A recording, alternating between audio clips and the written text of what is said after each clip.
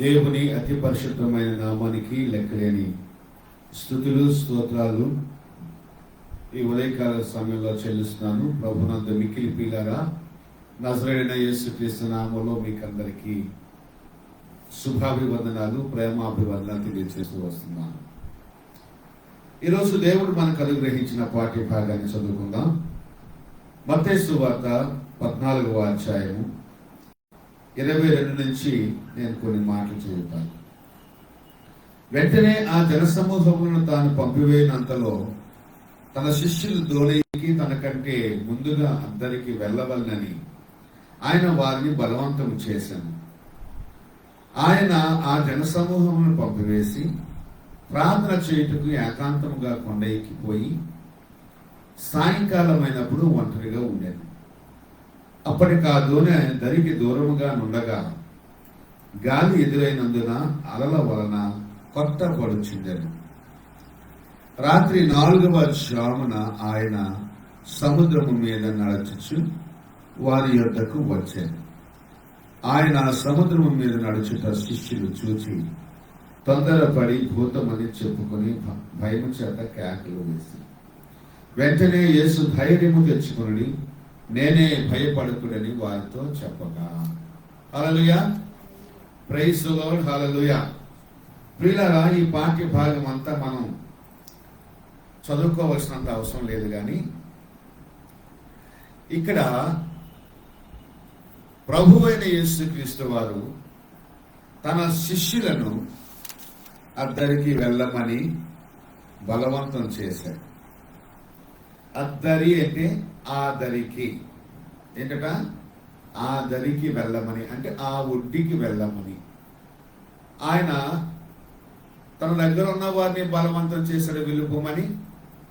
తనకి కూడా అవతల ఒడ్డున ఒక గొప్ప పరిచర్య ఉంది అని భావించి ఆయన ఏం చేశారంటే తన శిష్యులను తనకంటే ముందుగా వెళ్ళి ప్రయాణం చేయమని చెప్పారు. వారు ఆ రోజుల్లో సముద్ర ప్రయాణాలు ఎక్కువగా ప్రభు చేశారు. ప్రభు శిష్యులు కూడా ఆ సముద్ర ప్రయాణాల్లో శిష్యులతో పాటు కూడా ఆయన ప్రయాణం చేశారు. దోణెల్లో ప్రయాణం చేసేవారు ఆ రోజుల్లో. అయితే ఈ శిష్యులు అంటే బైబిల్లో ఇంకొక దగ్గర అంటే యోహాను సువార్త 6వ అధ్యాయంలో ఇంకేం మాట్లాడదంటే 2 కోసుల దూరం వెళ్ళగానే వాళ్ళకి ఒక పెద్ద తుఫాన్ లాగా వాతావరణం అనేది ఆ సముద్రంలో వారికి ఎదురయ్యింది. ఏంటంటే ఎదురైనందున అంటే అక్కడ ఏం చెప్తున్నాడంటే అక్కడ మాట్లాడండి, అప్పటికి ఆ దోణి దరికి దూరముగా నుండగా గాలి ఎదురైనందున అలల వలన కొట్టబడుచుండే. ఇంకా సముద్రంలో చాలా విచిత్రమైన సంగతులు ఏర్పడుతుంటాయి. ఇప్పుడు వాటికే మనం ఏంటంటే తుఫాన్ అని లేకపోతే సుడిగుండం అని ఏవో రకమైనటువంటి వైవిధ్యమైనటువంటి సంగతులు సముద్రంలో చోటు చేసుకుంటాయి. అప్పుడు ప్రయాణించే వారికి, పడవలతో ప్రయాణించే వారికి ప్రమాదంగా ఉంటుంది. ప్రభుత్వం అందుకోసమే మత్స్యకారులను ఏమంటుందంటే మీరు చేపలు పట్టడానికి వెళ్ళొద్దు అని ఈ రోజుల్లో సాధనాల ద్వారా ఎంతో మరి పబ్లిసిటీ అనేది లేక ఇన్ఫర్మేషన్ అనేది, మెసేజ్ అనేది, హెచ్చరిక అనేది రేడియో ద్వారానో, టీవీ ద్వారానో, న్యూస్ పేపర్ ద్వారానో లేక ఎలక్ట్రికల్ అండ్ ప్రింట్ మీడియా ద్వారానో ఈ రోజున ప్రభుత్వం వారు మరి మత్స్యకారులకు లేక ప్రయాణికులకు హెచ్చరికలు జారీ చేస్తుంటారు. అలాగనే మరి ఈ శిష్యులు ప్రభు మాట మేరకు ప్రయాణమయ్యారు. సంతోషం. అయితే ఏం చేసినట్టు ప్రభు ఏం చేసినంటే వారితో పాటు వెళ్ళకున్నా కొండ ఎక్కి ప్రార్థన చేయడం మొదలుపెట్టారు. శిష్యులు ప్రయాణం చేస్తున్నారు, ప్రభు ప్రార్థన చేస్తున్నాడు. హల్లెలూయా. ఎందుకంటే ప్రియులారా, ఈ రోజున చాలా గొప్ప విషయాలు మీతో మాట్లాడాలి. పరిచర్య కన్నా పరిచర్య చేసే దానికి పరిచర్య గొప్పది. ప్రభు పరిచర్య కొరకు ప్రభు మనలందరినీ కూడా చాలా మందిని పిలుచుకున్నాడు, ఏర్పాటు చేసుకున్నాడు, అభిషేకించాడు, నిర్ణయించాడు, పంపించాడు. పరిచర్య చేయవలసిన ధర్మం మనందరి మీద కూడా ఉన్నప్పటికీ పరిచర్య చేసే ముందు ప్రార్థన చేయాలి. ఇది చాలా గొప్ప సంగతి. పరిచర్యకు ప్రభువుకు ఇది ప్రభు పరిచర్య. ప్రభు పరిచర్య కాబట్టి మనం ప్రభువుతో మన మనసును పంచుకోవాలి ముందు. అలాగన ప్రభు తన తండ్రితో మాట్లాడి ఆ ప్రయాణం, శిష్యుల ప్రయాణం కొరకు, అలాగే అవతల ఒడ్డున లేక ఆ దరిలో అవతలి ఒడ్డున చేయబోతున్న పరిచర్య లేక చేయబోతున్న ఆశ్చర్యకార్యాలను బట్టి, అద్భుత కార్యాలను బట్టి, లేకపోతే కావలసిన జ్ఞానానికి మనం ఏం చేయాలి అంటే ప్రార్థన చేయాలి. క్షేమకరమైన ప్రయాణం కొరకు ప్రార్థన చేయాలి, ఐక్యత కొరకు ప్రార్థన చేయాలి, జ్ఞానం కొరకు ప్రార్థన చేయాలి. ఈ రోజుల్లో మరి ఖర్చుతో కూడుకున్నవి కాబట్టి పరిచర్యలు కావలసిన ఖర్చుల కోసం కూడా ప్రార్థన చేయాలి. ఈ రకంగా మనం పరిచర్యలో ముందుకు కొనసాగాలి. ప్రభువు ప్రార్థన చేశాడు. ప్రార్థన చేసిన తర్వాత వాళ్ళు 2 కోసుల దూరం ప్రయాణం చేశాక రాత్రి 4వ జాము అయింది. ఏంటట చూడండి, 22వ వచనంలో 25వ వచనం చెప్పినాడు, రాత్రి 4వ జామున. 4 జాములు రాత్రి పూట ఉంటాయి. మొదటి జాము, 2వ జాము, 3వ జాము, 4వ జాము. ఈ 4వ జాముని మరి మనం తెల్లవారు జాము అని చెప్పొచ్చు. అది రాత్రి జాము, రాత్రి 4వ జాము భాగం. రాత్రి 4వ జాము అంటే తెల్లవారు జామున లేక తెల్లవారి పెందల కడ అని చెప్పొచ్చు.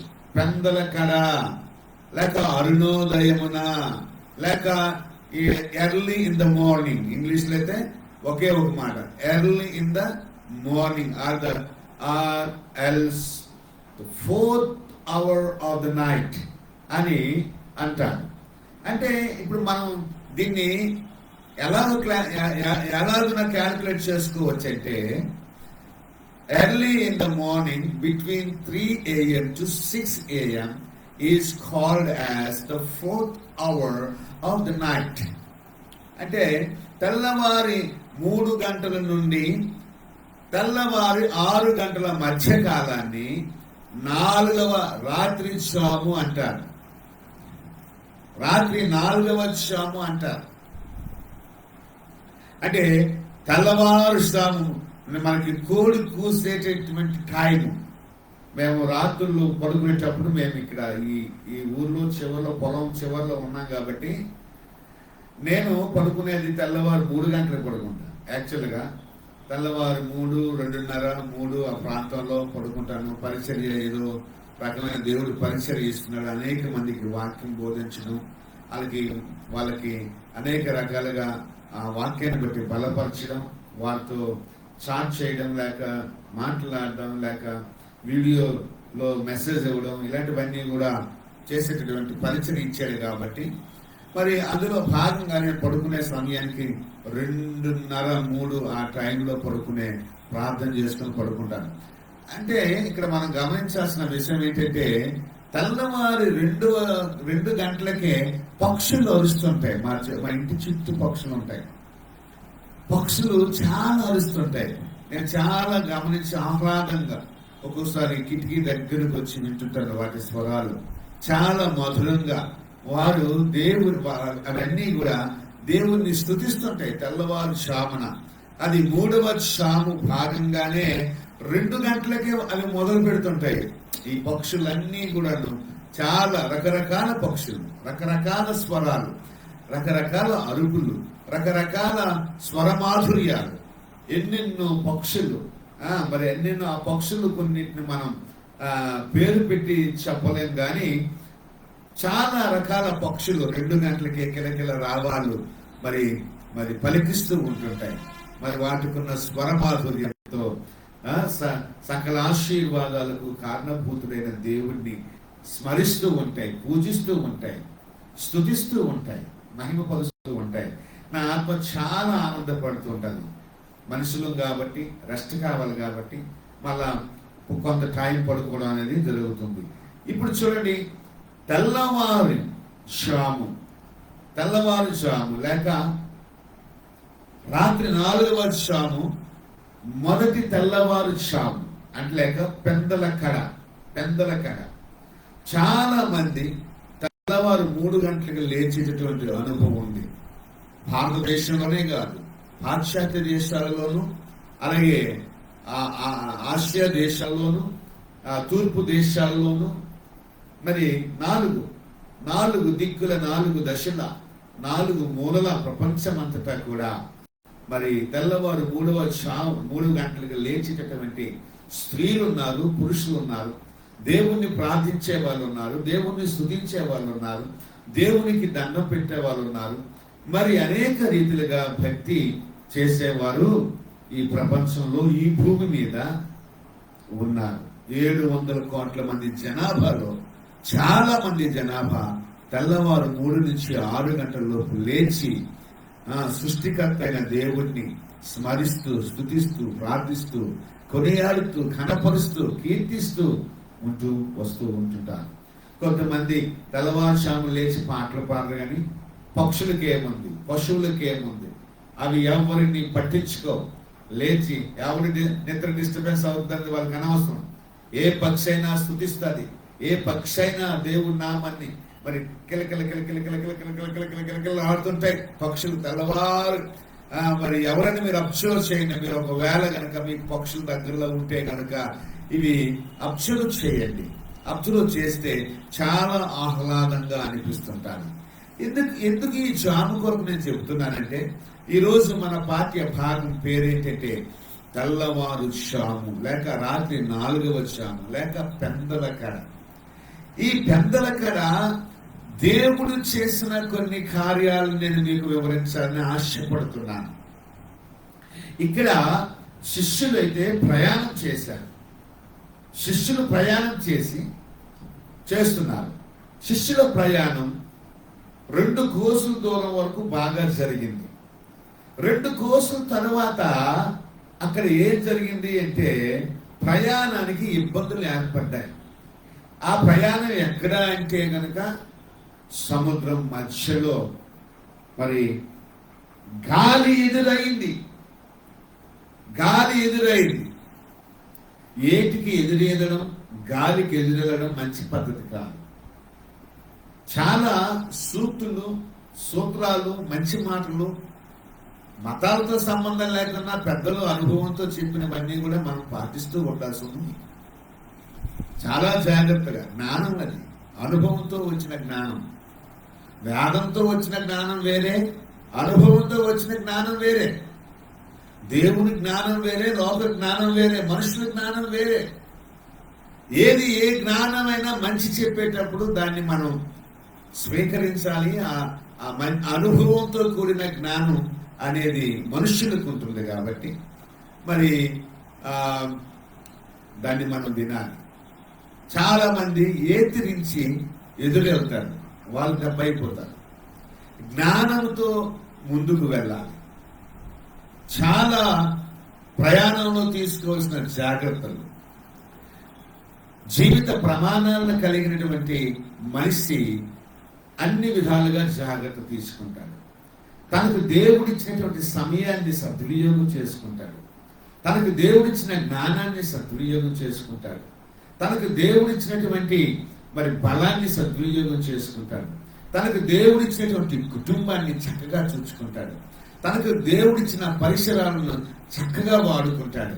తనకు దేవుడిచ్చిన ప్రతి ఆశీర్వాదాన్ని భద్రపరుచుకుంటాడు. తలాంతుని, టాలెంట్ని, గిఫ్ట్ని అన్నిటినీ కూడా మరి వాడు చాలా మరి తెలివితోనూ జ్ఞానంతోనూ దేవుని నడిపింపులో, దేవుని యొక్క మరి నడవడికలో, మార్గంలో వాడు వర్ధిల్లుతూ వస్తూ ఉంటాడు. ఇవి పెడచెవిని పెట్టిన వారు జీవితంలో చాలా ఎదురు దెబ్బలు తింటూ వస్తూ ఉంటారు. వాళ్ళు నిజానికి ప్రభువు వెళ్ళమని బలవంతం చేసేటప్పుడు ప్రభుని వీళ్ళు బలవంతం చేయాలి.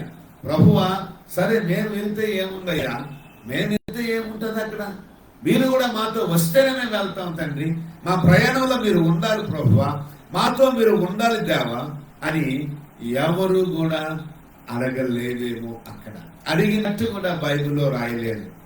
ఈ రోజున ప్రభువు లేని ప్రయాణాలు ప్రమాదాలకు గురవుతాయి. ప్రభువు లేనటువంటి జీవితాలు నిజానికి చెప్పాలంటే ఆశీర్వాదకరంగా ఉండవు. ప్రభుని కలిగి ఉన్న ధోని నిండుగా ఉంటుంది. తుఫాన్ వచ్చినా, లేక గాలి వచ్చినా, నీటి అలలు రేగినా, మరి పడవ ప్రయాణం మరి ప్రమాదంలో చిక్కుకున్న పడవ ప్రభు ఉండగా ఎటువంటి మరి హాని నీకు కలుగదు. ఎందుకంటే ఆ సముద్రాన్ని చేసిన దేవుడే, ఆ గాలిని చేసిన దేవుడే, ఈ పంచభూతాల పైన అధికారి అయిన వాడు ఎవరైనా ఉన్నాడు అంటే ఈ ప్రపంచంలో కానీ, సర్వ సృష్టిలో కానీ, భూలోకంలో కానీ, పరలోకంలో కానీ, ఇంకా ఏ లోకంలో అయినా సరే దేవుడు ఒక్కడే. ఎందుకంటే వాటి మీద అధికారం కలిగిన వాడు వాటి మీద అధికారం కలిగిన వారు కాబట్టి ఆ అధికారి, సర్వాధికారి, సకల ఆశీర్వాదాలు ఇగోండి సర్వ శరీరులకు దేవుడైనటువంటి ఆ సర్వ శరీరులకు దేవుడైనటువంటి ఆ దేవుడు, ఆ పంచభూతాల పైన అధికారం కలిగిన దేవుడు, గాలి, నీరు, అలాగే ఎండ, వాన ఇలాంటివి ఏమున్నా సరే, మనకి తుఫానులు ఎదురైనా, అల్ల ఎదురైనా, గాలి ఎదురైనా, లేక పడవ మరి అల్ల చెత్త కొట్టబడుచున్నప్పటికీ కూడా నీతో పాటు వాటి పైన అధికారం ఉండేటప్పుడు అవి నీకు ఎంత మాత్రము హాని చేయవు. కాబట్టి మనం మొదటగా కోరుకోవలసింది మన జీవితంలో ప్రభువుని కోరుకోవాలి. యేసయ్యా మీరు మాతో ఉండాలి, యేసు ప్రభువు మాతో రావాలని. మీరు లేని ప్రయాణం, మీరు లేని పరిచర్య పసలేనిది. నిజానికి చెప్పాలంటే దాంట్లో ఏమీ ఉండదు. కేవలం మనిషి జ్ఞానం వలన, మనిషి శక్తి వలన, మనిషి ఆలోచన వలన, మనిషి యొక్క టాలెంట్స్ వలన, మనిషికి ఉన్నటువంటి సర్వం వలన ఏమి ఊడిపడిపోదు ప్రపంచంలో. ఆ మనిషితో దేవుడు ఉండాలి. అది గుర్తుపెట్టుకోండి పాఠకులారా. ఆ మనిషితో దేవుడు ఉండేటప్పుడు నీకు నువ్వు నీ ద్వారా జరగనిది కూడా దేవా ఇది చెయ్యి నాయన అంటే నీ పట్ల చేసే దేవుడు, ఉచితంగా చేసే దేవుడు. నువ్వు అడిగితే ఆయన్ని, నువ్వు ఆశిస్తే అతని దగ్గర నుండి, నువ్వు ఆయనకి చెబితే, నీ కష్టాన్ని చెప్తే, నీ శ్రమను చెప్తే, నీ సమస్యను చెప్తే, నీ కోరికను చెప్తే ఆయన సిద్ధింపచేసే దేవుడై ఉన్నాడు. ఆయన తీర్చే దేవుడై ఉన్నాడు. ఆయన నీ పట్ల వాత్సల్యాన్ని కలిగిన దేవుడు, నిన్ను ప్రేమిస్తున్న దేవుడు.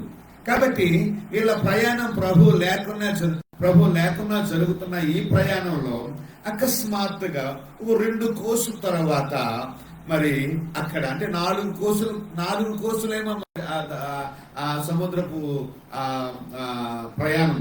మరి 2 కోసులు అంటే సరిగ్గా సగానికి వెళ్ళినట్టుగా మరి మనకు ఒక అవగాహన వస్తుంది. ఎందుకంటే వాళ్ళు వెనక్కి రాలేరు, ముందుకు పోలేరు. అటువంటి సమస్యలో వాళ్ళు ఉన్నారు. అప్పటిగా దోణె దానికి దూరముగా నుండగా గాలి ఎదురైనందున హరల వలన కొట్టబడుచుండెను. ఏంటంటే ఈ దోణె అనేది ఒక వ్యక్తి జీవితానికి సాదృశ్యంగా ఉంది. గాలి అనేది తనకి ఎదురైనటువంటి సమస్యకు సాదృశ్యంగా ఉంది. ఒక సమస్య మనిషి జీవితంలోకి వచ్చినప్పుడు వాడు దాన్ని అధిగమించలేనటువంటి స్థితిలో కొట్టుమిట్టాడుతునేటప్పుడు వాడు ఖచ్చితంగా ప్రభుని ఆశ్రయించాలి. అసలు నేను మొదటి నుంచే చెబుతున్నాను, ఎప్పుడో అవసరానికి ఆశ్రయించే ముందు కాకుండా మొదటి నుండి, ఆది నుండి ఆశ్రయిస్తే గనక జీవితాంతం వాడి జీవితం సుఖంగా జరుగుతూ ఉంటుంది, కొనసాగుతూ వాడి ప్రయాణం ముందుకు వెళ్తూ వస్తూ ఉంటుంది. ఆదిలోనే దేవుణ్ణి అడగాలి. ఆది నుండి అంతం వరకు మన జీవితం మొదలు పెట్టి జీవితం అంతం వరకు మన ప్రభుతో మనం ప్రయాణం చేయాలి. మన ప్రభు మనతో ప్రయాణం చేయాలనేటువంటి ఒక నిర్దిష్టమైన ఆలోచన ధోరణిలో దేవుని బిడ్డలు ఉండాలి, ప్రజలు ఉండాలి, నరులు ఉండాలి. హల్లెలూయా.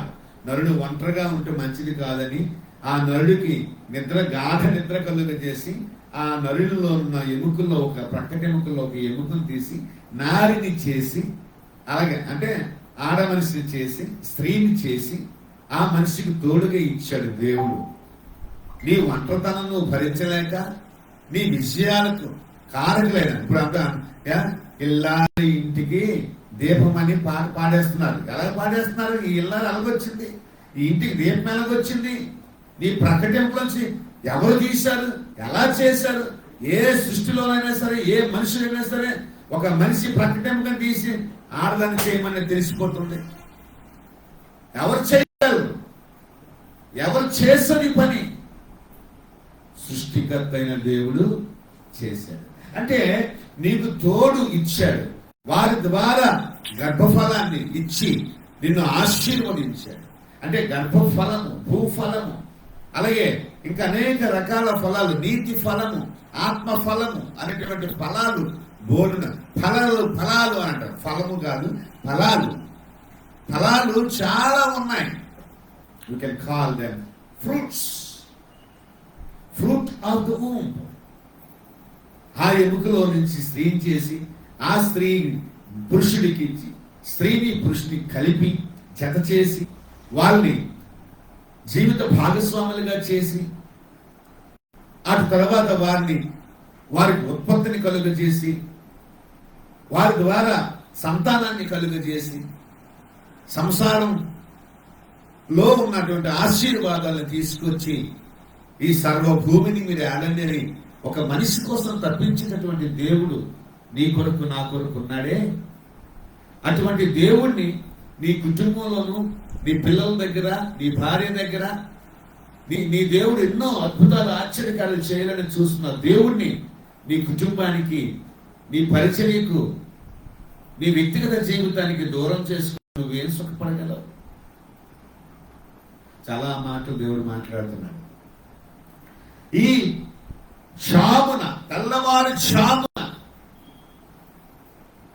నిజానికి చెప్పాలంటే పడవలో లేని ప్రభువు ఆయన ప్రయాణం చేయడానికి మన పడవ అవసరం లేదు. మనిషి ఏదో చేసి దేవుడిని తెచ్చుకోలేడు.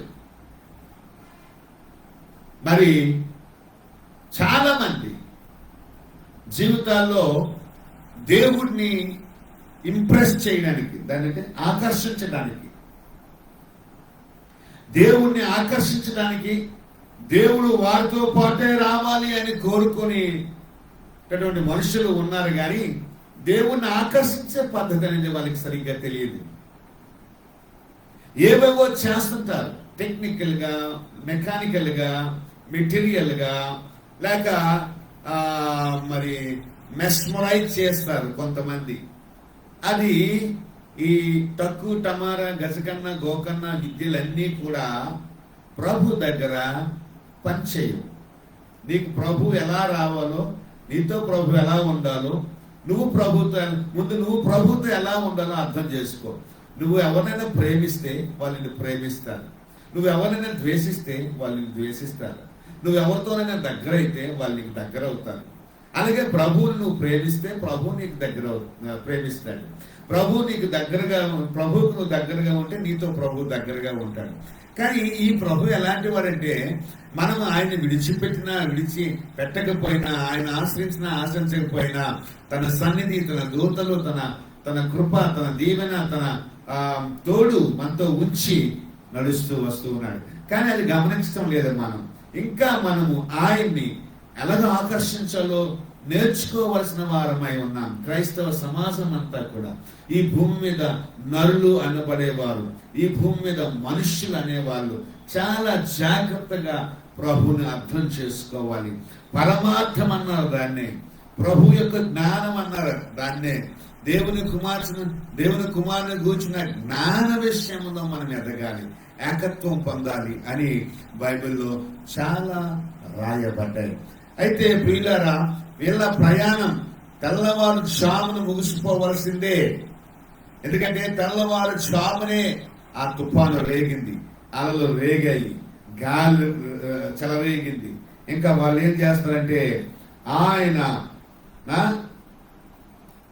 గాలి ఎదురైనందున అలల వలన కొత్త బడుచుండెను. వాళ్ళకి చాలా కష్టంగా ఉంది ప్రయాణం.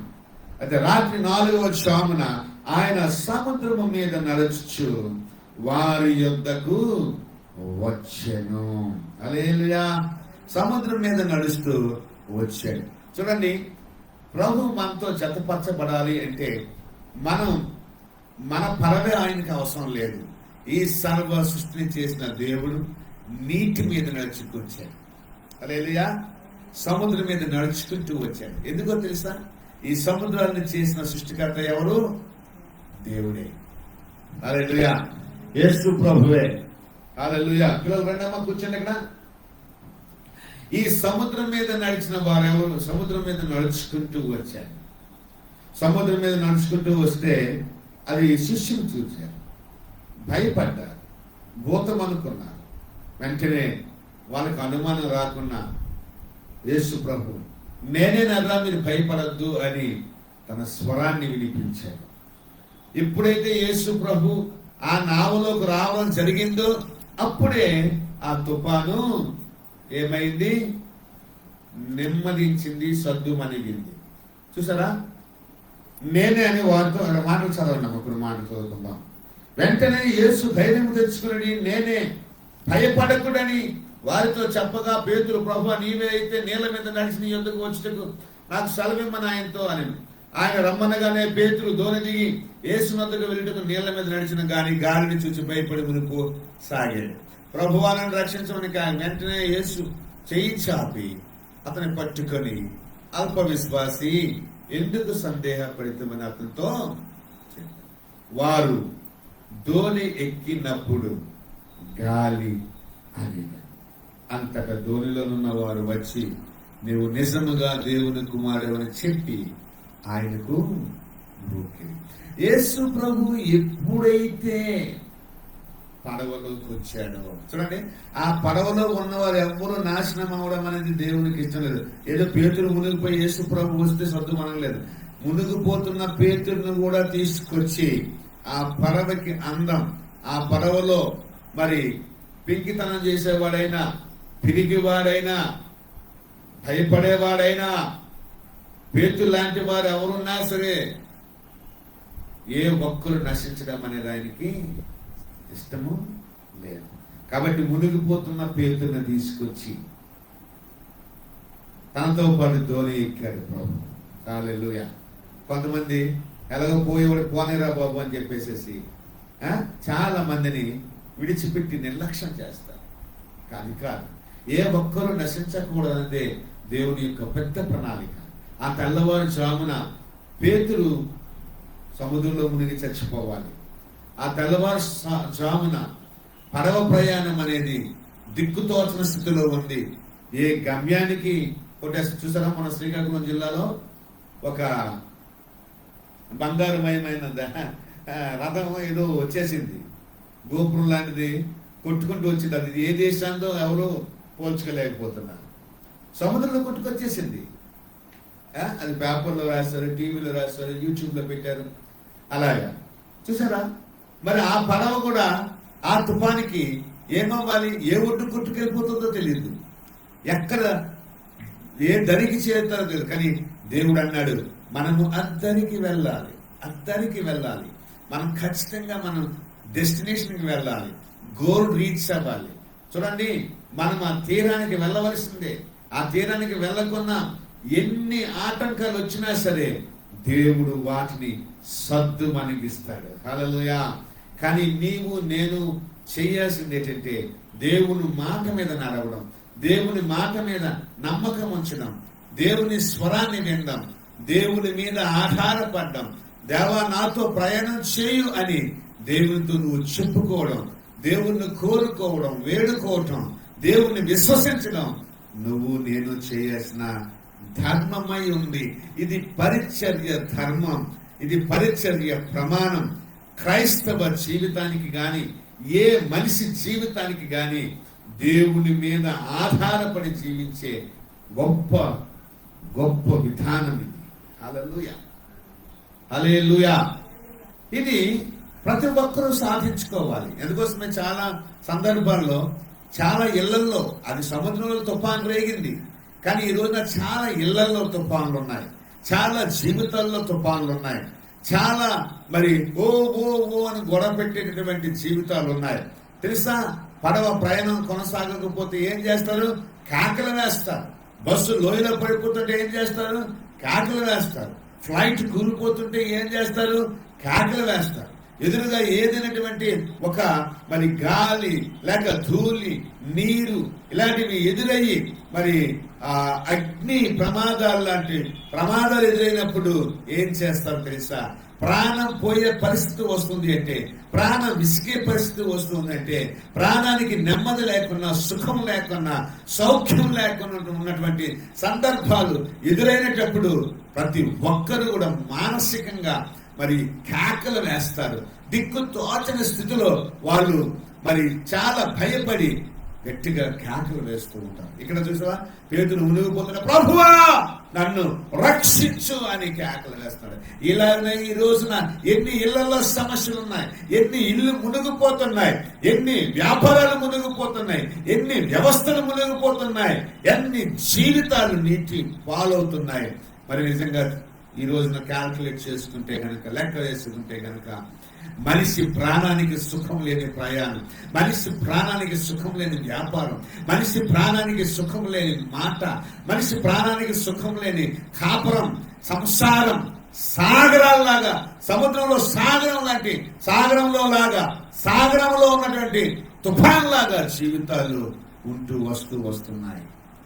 ప్రియులారా, మనిషి హాయిగా పడుకోలేకపోతున్నాడు, నిద్రించలేకపోతున్నాడు, తినలేకపోతున్నాడు, చక్కగా ఆనందంగా భార్య భర్తలు ఉండలేకపోతున్నారు, బిడ్డలు ఉండలేకపోతున్నారు. ఎవరి కోసమో బాధ, ఎవరు అవిధేయులు, గాలికి ఎదురెళ్తున్నారు, గాలి ఎదురవుతుంది, అలలు కొడుతున్నాయి, మనసు బాధగా ఉంది, మనసు నొప్పిగా ఉంది, జీవితంలో చాలా నొప్పి ఉంది, ఏదో ఒక రకమైన ఆవేదన ఉంది. ఆ దరికి చేరలేమా, ఆ ఒడ్డుకు చేరాలి, ఎలాగ ఈ సంసార జీవితం ఒడ్డుకు చేరుతుంది అనేటువంటి గొప్ప ఆలోచనలో ఆరోగ్యాలు పోగొట్టుకుంటున్నారు తప్పించి గాని, నిజానికి ఆలోచన చేసి, దేవుడా, యేసయ్యా మాతో ఉండు నాయనా, నీకు నా మనసు ఇస్తాను, నీకు నా జీవితం ఇస్తాను, నా నావలో ఉండయ్యా, నా జీవితంలో ఉండయ్యా, నా పడవలో ఉండయ్యా. ఇదిగో నువ్వు పడవ ఎక్కగానే సముద్రములో తుఫాను ఆగిపోయింది, గాలి ఆగిపోయింది, నీరు అలలు, పొంగుతున్న అలలు ఆగిపోయినాయి, నెమ్మదించాయి. ఆ రోజున అలా జరిగిన ఆ సందర్భాన్ని బట్టి నీవు కూడా నా జీవితం అనే దోణిలోనికి, పడవలోనికి, నా కుటుంబంలోనికి, నా వ్యాపారంలోనికి, నా విద్యలోనికి రావయ్యా అని నువ్వు దేవుణ్ణి కోరుకుంటే, యేసును కోరుకుంటే, నీ జీవితంలో తుఫాను కూడా నెమ్మదిస్తుంది. ఏమంటే ఏ మనిషి కూడా దేవుడిని కోరుకోమంటే ఎవరు అడ్డు చెప్పేవాడు లేడండి ఈ ప్రపంచంలో. మతాన్ని కోరుకుంటే, మనిషిని కోరుకుంటే వాడు ఎవడైనా సరే సమస్యలోకి వెళ్తాడు. మా మతం వేరు, మీ మతం వేరు, మా పిల్ల వేరు, మీ పిల్ల వేరు, మా కులం వేరు, మీ కులం వేరు, మా ఊరు వేరు, మీ ఊరు వేరు అని ఎవడైనా అల్లరి చేస్తాడు. కానీ ప్రభువును కోరుకుంటే ఎవడల్లా చేస్తాడు? ప్రభు కోసం చెప్తే ఎవడల్లా చేస్తాడు? ఇది చాలా జాగ్రత్తగా గమనించాలి. అందుకోసమే జ్ఞానం కావాలి. దేవా నాతో ఉండాలని నువ్వు మొదటి కోరుకోవాలి. కోరుకుంటే ఆయన వివాదాల జోలికి నేను పంపించడు.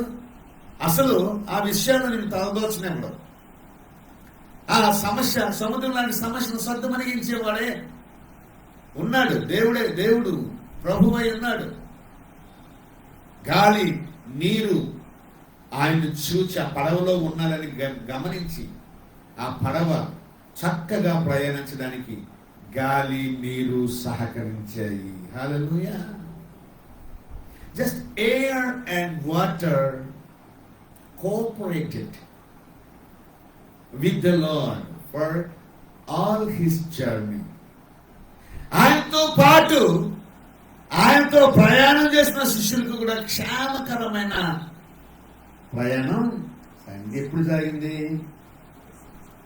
ఎప్పుడు జరిగింది? తెల్లవారుజామున జరిగింది. హల్లెలూయా, హల్లెలూయా. తెల్లవారుజామున మునిగిపోతున్న పడవను, ముగిసిపోతున్న పరిచర్యను, మునిగిపోతున్న పేతురును తెల్లవారుజామున ప్రభు అయిన యేసు క్రీస్తు లేపి నడిపించాడు. హల్లెలూయా, హల్లెలూయా. ఈ విషయం గుర్తుంచుకోండి మీరు. లేకపోతే ఆ 3వ జామున, ఆ 4వ జామున, రాత్రి 4వ జాము అంటే తెల్లవారు మొదటి జాము ఏమవ్వాలి? ఏమవ్వాలి? ఆయన సముద్రంలో చచ్చిపోవాల్సిందేనా పేతురు గారు? పడవ కూడా మునిగిపోవాల్సిందేనా? పడవ కూడా అయితే మునిగిపోవాలి, లేకపోతే కొట్టుకుపోవాలి. ఏ దారికో కొట్టుకుపోవాలి. అర్థం లేని జీవితం అయిపోయేది అది. వాళ్ళ ప్రయాణం ఆ దరికి స్పెసిఫిక్ డెస్టినేషన్ వాజ్ దేర్. ఒక ప్రత్యేకమైన గమ్యం అనేది వాళ్ళకి ప్రభు నిర్దేశించాడు, నిర్ణయించాడు. అక్కడికే వెళ్ళాలి, ఆ గమ్యానికే వెళ్ళాలి, ఆ దరికే వెళ్ళాలి. కాబట్టి నువ్వు ఏ దారికో పోతే దేవుడు నిన్నెందుకు అక్కడికి వెళ్ళమంటాడు? నీకెందుకు ఆ టాస్క్ ఇస్తాడు? నీకెందుకు ఆ ప్రయాణం అమ్మంటాడు? దేవుని ఉద్దేశాలు ఉన్నాయి, దేవుని సంగతులు ఉన్నాయి, దేవుని ప్రణాళిక ఉంది. అందుకోసం దేవుడు బోధిస్తాడు, దేవుడు మాట్లాడతాడు, దేవుడు చెప్తుంటాడు. ఇవి గుర్తుపెట్టుకోవాలి మనం. దేవుడు ఏం చెప్పాడో చెయ్యి. దేవుడు చెప్పండి, నువ్వు చెప్పాల్సిన పని లేదు, చేయాల్సిన పని లేదు. ఏ కదండి గొడవలు? సముద్రంలో ఉన్న గొడవలు తీసుకొచ్చి సంసారంలో పెడుతున్నారు, సమాజాల్లో పెడుతున్నారు. ఇది చాలా విడ్డూరంగాను వైవిధ్యంగాను ఉంది, చాలా విచిత్రంగా ఉంది. హల్లెలూయా. ఎప్పుడైతే ఆ మాట చదవండి. అక్కడ ఏమని రాస్తుందో నేను చెప్తున్న మాట కాదు ఇది, నేను చెప్తున్న మాట కాదు. ఏముంది అక్కడ చూద్దాం, చూడండి.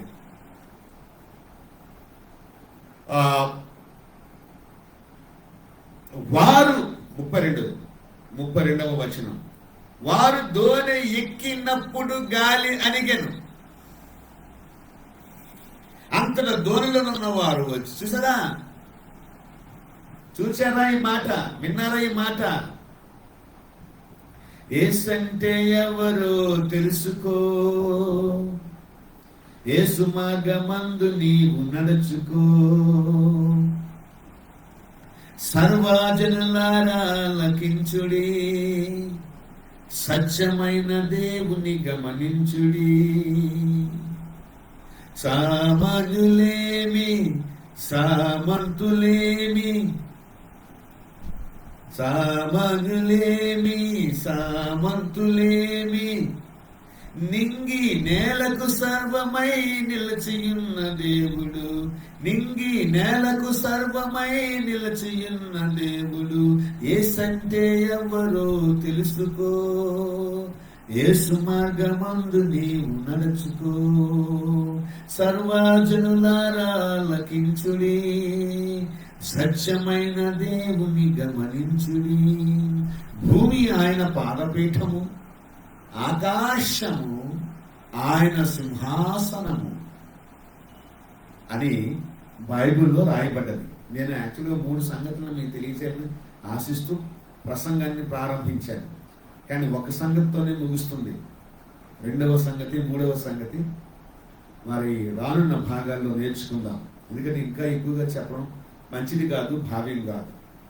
అయితే ఇక్కడ ఏంటంట, భూమి యేసు ప్రభు యొక్క పాదపీఠం. అంటే ఆయన కాలు పెడితే, నేను కుర్చీలో కూర్చున్నాను కదా, నా కాలు భూమి మీద ఆయన, నేను కూర్చున్న కుర్చీ యొక్క లేక సీటు కానీ పోలిస్తే, దేవుడు కూర్చున్నటువంటి ఆసనము లేక ఆ ఆసనంతో పోలిస్తే భూమి ఆయన పాదపీఠమట, ఆకాశము ఆయన సింహాసనం, అనగా కూర్చున్న ఆసనం. అంటే అంత పెద్ద దేవుడు గమనించండి. అంత పెద్ద దేవుడు అంటే భూమి అంటే నింగి నేలకు సర్వం నిలిచి ఉన్న దేవుడు, సర్వమై నిలిచి ఉన్న దేవుడైనా. ఎప్పుడు మా చిన్నప్పుడు విన్న పాట ఇప్పుడు పాడుతున్నా, పాత తరం పాట ఇది. ఆ తరము పాట ఈ తరానికి పాడుతున్నా. ఆ చామున చేసిన దేవుని ఆశ్చర్యకరాన్ని ఈ చాములో మాట్లాడుతున్నా. ప్రభు యొక్క ఆజ్ఞ మేరకు, ప్రభు యొక్క ఆలోచన మేరకు, ప్రభు యొక్క జ్ఞానం మేరకు మాట్లాడుతున్నా. మనందరి యోగక్షేమం కొరకు మాట్లాడుతున్నాను ఈ మాటలు. ఏమండి, నింగికి నేలకు సర్వమై ఉన్న దేవుడు, సర్వమై నిలిచిన దేవుడు, ఇంకొక ఆధారం లేదు, ఆయనే ఆధారం. ఇంకొక భక్తుడు పాడుతుంటాడు ఈ పాట, నా కొండ కోట నీవేనయ్యా యేసయ్యా, నా అండ దండ నీవేనయ్యా యేసయ్యా, నా జీవపు ఊట నీవేనయ్యా యేసయ్యా, నా జీవితం అంతా నీతో ఉంటా యేసయ్యా, అయ్యా యేసయ్యా నా తోడు నీవేనయ్యా, అయ్యా యేసయ్యా నీ నీడల ఉంటానయ్యా అని ఇంకొక భక్తుడు పాడుతున్నాడు. ఆయన సర్వం ఆయన. ఆ భూమికి ఆకాశానికి, భూమి ఆకాశాలకు ఆయనే సర్వమైనప్పుడు భూమి మీద బ్రతుకుతున్న నీకు నాకు సర్వం కాడా ఆయన అని అంటున్నాను. He's not just something, he's everything to all of us. Either for me or for you or for anyone. దేవుడే సర్వం కాకపోతే ఇంకెవరు సర్వం అవుతాడయ్యా మనకి? పిచ్చోడా, దేవుడి సర్వం. దేశాలకు దేవుడి సర్వం, ప్రపంచాలకు దేవుడి సర్వం. అందుకోసమే విద్యా వ్యవస్థలో అడుగుతారు, నీ కులం ఏంటి, నీ మతం ఏంటి అని అడుగుతారు. అంటే ఏ దేశంలో ఏ మతానికి సంబంధించిన వాటిని గుర్తిస్తారు తప్ప ప్రపంచంలో దేవుడిని మతాల వారిగా, కులాల వారిగా ఎవడు గుర్తించడు. గ్రామాల వారిగా విభజించి దేని కూడా ఆస్తిపాస్తులు కావు, అన్ని పంచుకోవడానికి. ఆయన అందరికీ దేవుడు. భూమి మీద బ్రతుకుతున్న ఏ మనిషికైనా దేవుడు. ఆయన సర్వశరీరుడు. అంటే సర్వశరీరుడు అంటే ఇందులో మనిషి మనుగడకు ముందు, మనిషి సృష్టికి ముందు దేవుడు సర్వ సృష్టిని చేశాడు. భూమి ఆకాశాలను చేశాడు. ఆకాశ నక్షత్రాలను, సూర్యుడిని, చంద్రుడిని, గ్రహాన్ని, ఉల్కలను, తోకచుక్కలను, అలాగే అక్కడ అంతరిక్ష ఖగోళాన్ని దేవుడు సృష్టించాడు. అవి ఆకాశంలో నుండి భూమికి, ఆకాశానికి వెలుగివ్వడానికి వాటిని సృష్టించాడు. భూమి మీద జల సంపద, అలాగే భూమి మీద వృక్ష సంపద, భూమి మీద మరి అనేక రకాల మరి ఖనిజాలు కానీ, రాళ్ళు కానీ, కొండలు కానీ, మెట్టలు కానీ, మరి గుహలు కానీ, లేకపోతే లోయలు కానీ, లేకపోతే పర్వతాలు కానీ అన్ని చేశాడు. అటు తర్వాత పక్షులను చేశాడు, పశువులను చేశాడు. అవి ప్రాణులే, వాటికి శరీరం ఉంది, వాటికి ప్రాణం ఉంది, కానీ వాటికి ఆత్మ లేదు. పశువులకు, పక్షులకు శరీరం ఉంది కానీ, ప్రాణం ఉంది కానీ వాటికి ఆత్మ లేదు. అటు తరువాత, అటు పిమ్మట వాటి సృష్టి జరిగిన తరువాత మనిషిని చేశాడు మట్టి నుంచి దేవుడు. ఈ భూమి మీద ఉన్న మట్టితోనే మనిషిని చేసి వాడి నాసికారంధ్రంలో జీవవాయువుని ఊదాడు. అనగా దేవుడు జీవించువాడై ఉన్నాడు. దేవుడు సజీవుడు. ఆయన జీవముతో ఉన్న ఆత్మను మన మట్టి బొమ్మలోనికి, లేక మన మట్టి శరీరంలోనికి, లేక మన మట్టి ఆకారంలోనికి, శరీర ఆకారంలోనికి ఆయన జీవవాయువును ఊదగా నరుడు జీవాత్మ అయ్యాడు, జీవుడయ్యాడు, బతికే జీవుడయ్యాడు.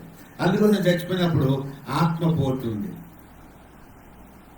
ప్రాణం పోయిందని చెప్తారు. కాబట్టి ప్రియుల ఈ భూమి మీద ఉన్న సర్వ శరీరులకు అంటే పశువులకి, పక్షులకి, మనుష్యులకు, స్త్రీ జాతికి, పురుష జాతికి, మన మనుషులు అన్ని తరాల వారికి, అంటే పిల్లలకు, పెద్దలకు, యవ్వనస్తులకు, వృద్ధులకు, నడి వయసులో ఉన్న వారికి, అన్ని మరి దాన్ని ఏమంటారు, జెండర్స్, జనరేషన్స్, యుగాలకు, తరాలకు, అలాగే ప్రతి మనిషికి, ఫిమేల్కి, మేల్కి దేవుడై ఉన్నాడు ఆయన. తరతరాలలో, యుగ యుగాలలో దేవుడు యేసే దేవుడు. జగతికి పునాది లేనప్పుడు, సృష్టికి పునాది లేనప్పుడు దేవుడు యేసే దేవుడు.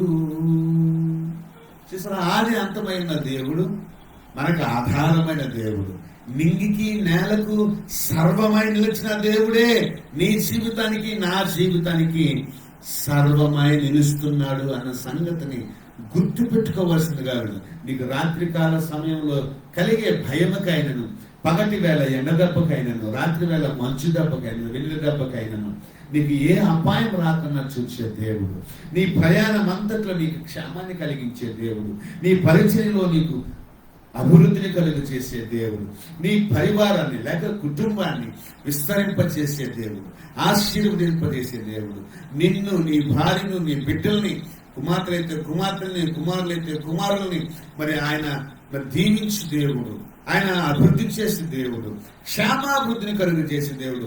వారి భవిష్యత్తుల కోసం మీరేం బెంగపడాల్సిన పని లేదు. వాళ్ళని దేవుడు చేతులు కాపి చెప్పండి చాలు, వారితో దేవుడు ఉండమని చెప్పండి చాలు, వారి కొరకు ప్రార్థన చేయండి చాలు. దేవాను వారితో ఉండాలి, వారిని దర్శించాలి, వారితో మాట్లాడాలి, వారి కళ్ళ కనిపించాలి, లేక వారిని నువ్వు ఎదుర్కోవాలి. ఏమి ప్రయాణం అవుతున్న వీరికి గాలి ఎలాగెదురయ్యింది? సముద్రంలో ప్రయాణమవుతున్నా, పడవ ప్రయాణం చేస్తున్నా ఈ శిష్యులకు గాలి గాలి ఎదురైనట్టు, అలాగే యేసు కూడా ఎదురయ్యాడు వాళ్ళకి. ఆ గాలేమో వాళ్ళని అల్లరి చేస్తుంది, ప్రయాణాన్ని కొనసాగానే ఉంది. దానికి తోడు నీరు ఒకటి యాడ్ అయింది.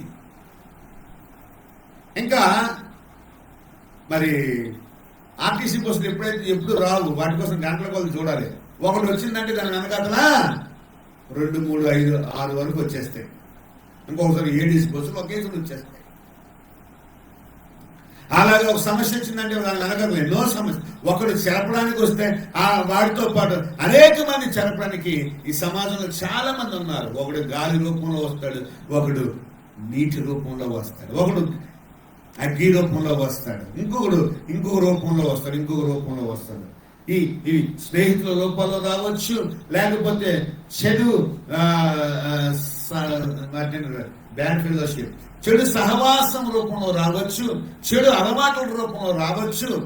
మన భవిష్యత్తును పాడు చేయటానికి, మన డెస్టినేషన్, మన గోల్ని మనం రీచ్ కాకుండా చేయటానికి, మన కాన్సన్ట్రేషన్ వాళ్ళు డైవర్ట్ చేయడానికి, లేకపోతే మన యొక్క మరి జ్ఞానాన్ని వాళ్ళు మసిపూసి మారేడికాయ చేయటానికి, మనం బాగుపడకన్నా, అభివృద్ధి చెందకన్నా, ఆశ్రయించబడకన్నా, దేవునితో నడవకున్నా, దేవునితో కలవకున్నా, దేవునితో కలిసి ప్రయాణం చేయకున్నా ఇలాంటి గాలి, ఇలాంటి నీరు ఎన్ని ఎదురైనా యేసు ప్రభు ఆ పడవలోకి వచ్చినప్పుడు ఈ గాలి, ఈ నీరు ఏమీ చేయదు. నీ ప్రయాణం వాటి ద్వారానే జరుగుతుంది, వాటి మీదుగా జరుగుతుంది. నీ అభివృద్ధిని వారు చూచి నువ్వు ఒక గమ్యానికి వెళ్ళేటప్పుడు ఆ నీరు, గాలి సిగ్గుతో తల వంచుకోవాలి. హల్లెలూయా. తెల్లవారు చామున ప్రభు వారికి ఎదురుగా రాకపోతే వారి పరిస్థితి అయ్యేది. ఒక్కసారి ఆలోచించు ప్రియమిత్రమా, ప్రియమిత్రుడా. కాబట్టి నేల విడిచి సాగు చేయకూడదు. మనం దేవుని విడిచి మనం గెంతకూడదు, చాలా తప్పు. మనం ఈ రోజున ఏమి లేకపోయినా ఆ దేవుడు ఉండబట్టే ఈ భూమి మీద ఊపిరి పీల్చుకుంటున్నాం, 4 వేళ్ళు లోనకి వెళ్తున్నాయి, ఆహారం తింటున్నాం, ఆరోగ్యంగా ఉంటున్నాం, ఆనందంగా ఉంటున్నాం. ఆస్తి లేకపోయినా ఆనందం ఉంది, ఆస్తి లేకపోయినా ఆరోగ్యం ఉంది, ఆస్తి లేకపోయినా ఆశీర్వాదం ఉంది, ఆస్తి లేకపోయినా అభివృద్ధి ఉంది. ఆ దేవుడే. యేసంటే ఎవరో తెలుసుకో, యేసు మార్గమందు నీవు నడుచుకో, సర్వజనులారా లకించుడి, సత్యమైన దేవుని గమనించుడి. సామాన్యులేమి సామంతులేమి, సామాన్యులేమి సామంతులేమి, నింగి నేలకు సర్వం నిలచియున్న దేవుడు, నింగి నేలకు సర్వం నిలచియున్న దేవుడు. యేసంటే ఎవరు తెలుసుకో, యేసు మార్గమందు నీవు నడుచుకో. ఎప్పుడైతే గాలి అణిగిందో, ఎప్పుడైతే అలలు అణిగిపోయావో, ఎప్పుడైతే నీరు నెమ్మదించిందో, నీవు నిజంగా దేవుని కుమారుడవని వారంతా ఆయనకు మొక్కారు, ఆరాధించారు. అప్పుడు తెలిసింది ఆయన శక్తి, ఆయన ప్రభావం, ఆయన ఎవరో ఏంటో అని తెలిసింది. కాబట్టి ఆశ్చర్య కార్యాలు చేసే దేవుడు, ఆత్మ కార్యాలు చేసే దేవుడు, ఎన్నెన్నో ఊహించినటువంటి కార్యాలు చేసే దేవుడు నిన్ను నీ సమస్యల గుండా, సుడిగుండాల గుండా, తుఫాను గుండా, అనేకమైన ఇబ్బందుల గుండా నువ్వు క్షేమంగా వెళ్ళాలంటే నిన్ను నడిపిస్తున్న దేవుడు యేసు దేవుడు. నీ కుటుంబం చక్కగా ఉండాలంటే, నీ పిల్లలు క్షేమంగా ఉండి సంతోషంగా ఉండి ప్రయోజకులు అవ్వాలంటే, నీ వ్యాపారం సరిగా ఉండాలి అంటే నీ దేవుడైన యేసయ్యను నువ్వు తెలుసుకో. నీ దేవుడైన యేసయ్యను నీ పడవలోనికి ఆహ్వానించు, నీ జీవితంలోనికి ఆహ్వానించు. నీ వృత్తిలోనికి, నీ ఉపాధిలోనికి, నీ వ్యాపారంలోనికి, నీ ఉద్యోగంలోనికి, నీ వ్యవస్థలోనికి, అన్నిటికీ ఆయన్ని ఆహ్వానించు. ఆయన్నే సర్వం చెయ్యు.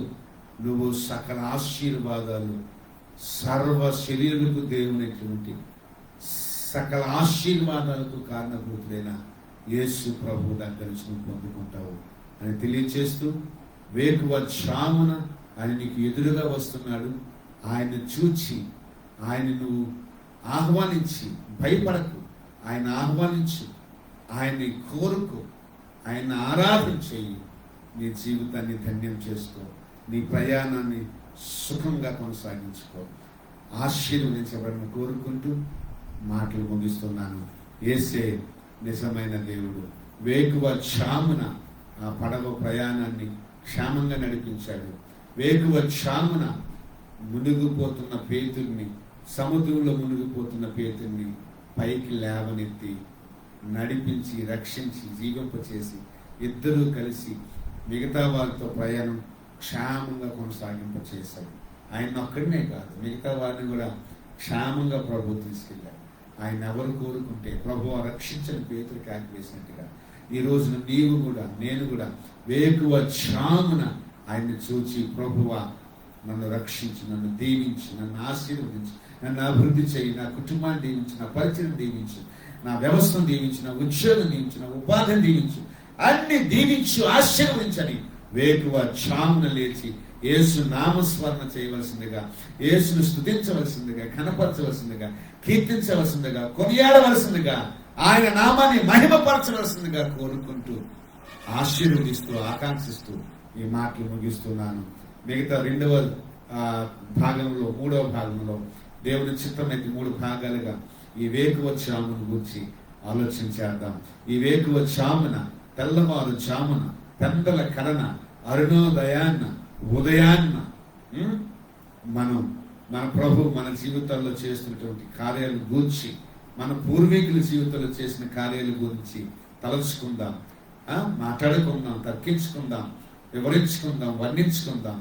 ఆ ప్రభు నామానికి, అన్ని నామముల కన్నా పైన నామాన్ని, యేసు నామానికి మనం స్తుతి, మహిమ, ఘనత, ప్రభావాలు ఆరోపిద్దాం. కాబట్టి తల్ల వంచి ప్రార్థన చేసుకుందాం. ఈ మాటలు బట్టి దేవుడు మన వినికిడిలో గొప్ప కార్యాలు జరిగించులాగన, వేకువ చామున ఆశ్చర్య కార్యాలు చేసిన దేవుడు, పేతుర్ని బ్రతికించిన దేవుడు, సముద్రం మీద నడిచిన దేవుడు, సమస్యలో ఉన్న వారికి ఎదురొచ్చిన దేవుడు. హల్లెలూయా. వారి ప్రయాణంలో గాలి ఎదురొచ్చింది, నీరు ఎదురయ్యింది, అల్ల ఎదురయ్యాయి. కానీ వాటిని సద్దు మణిగించే యేసు ప్రభు కూడా వాటి తర్వాతనే ఎదురయ్యాడు. హల్లెలూయా. కాబట్టి ఎదురుగా వస్తున్న దేవుడు, నువ్వు బెదరాల్సిన పని లేదు, అదరాల్సిన పని లేదు. నిన్ను రక్షించడానికి, నిన్ను క్షేమంగా తీసుకువెళ్ళడానికి, నిన్ను దీవించడానికి, నిన్ను గొప్పగా చేయటానికి, నీకు అన్ని అవసరం తీర్చి నిన్ను ఈ భూమి మీద వర్ధిల్లింప చేయటానికి నీకు ఎదురుగా వేకువ చామున వస్తున్న యేసు దేవుణ్ణి నీవు, నేను మనస్ఫూర్తిగా మనం ఆహ్వానిస్తూ, స్వీకరిస్తూ, ఆరాధిస్తూ ముందుకు కొనసాగుదాం. దయతో కళ్ళు మూసుకోండి. ఈ మాటలు బట్టి మరి దేవాది దేవుడు మనల్ని దీవించి ఆశ్రయించలాగన అమ్మగారు వచ్చి ప్రార్థన చేస్తారు. తదుపరి మన కార్యక్రమం వరకు. Hallelujah. God bless you my friends. Bye. Take care.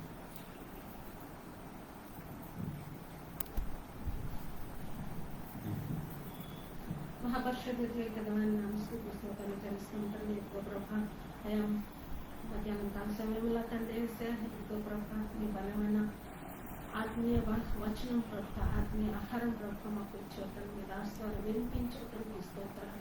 ఎక్కువ ప్రభా ఈ వాక్యం ద్వారా ప్రభేసే అయా తండ్రి, మా ఆత్మీయ ధోనిలో ప్రభేసే మీరు రండి అయా, మాతో పాటు మీరే ఉండండి, మీరే నడిపించండి ప్రభేసే.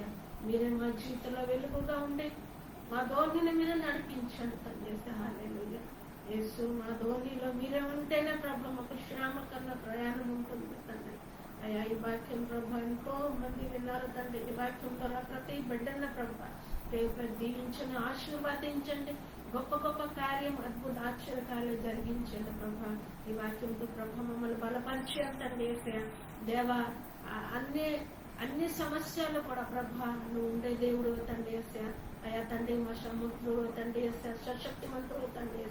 ఇదిగో ప్రభా సంఘంలో బిడ్డలు కూడా ప్రతి బిడ్డల ప్రభా బలపరచండి, స్థిరపరచండి తండ్రి. ఈ లోకంలో నా ప్రభా జీవిస్తూ అనేక రకాల సమస్యలు ఎదురవుతున్న తండ్రి.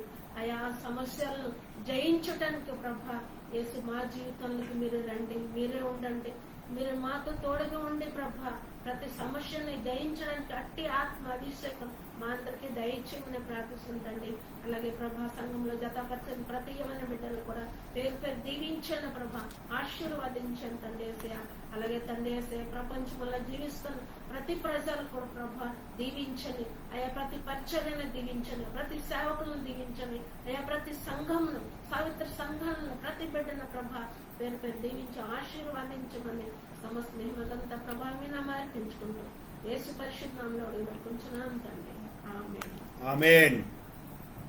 God bless you my friends. దేవుడు మిమ్మల్ని దీవించి ఆశీర్వదించుగాక. అమ్మగారిది ఉత్తర భారతదేశం, ఉత్తర ఈశాన్య భారతదేశం అంటే బీహార్ రాష్ట్రం, తెలుగు రాదు. అయినా తనకు తెలిసిన రీతిలో, వచ్చిన రీతిలో ఆయన ప్రార్థన చేశారు. దేవుడు మనల్ని దీవించి ఆశీర్వదించిన కాక.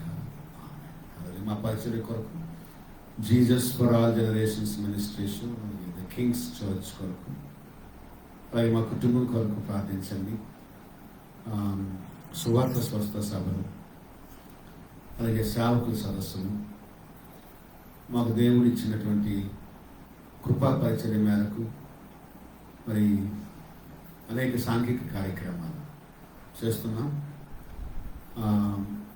బీదవారికి అలాగే మరి అనేక రకాల సహాయం చేయగలుగుతున్నాం. అప్పుడప్పుడు మరి పరిచర్యకు ఎంతైనా ప్రార్థన అవసరం ఉంది, పారిభాగస్తుల అవసరం కూడా ఉంది.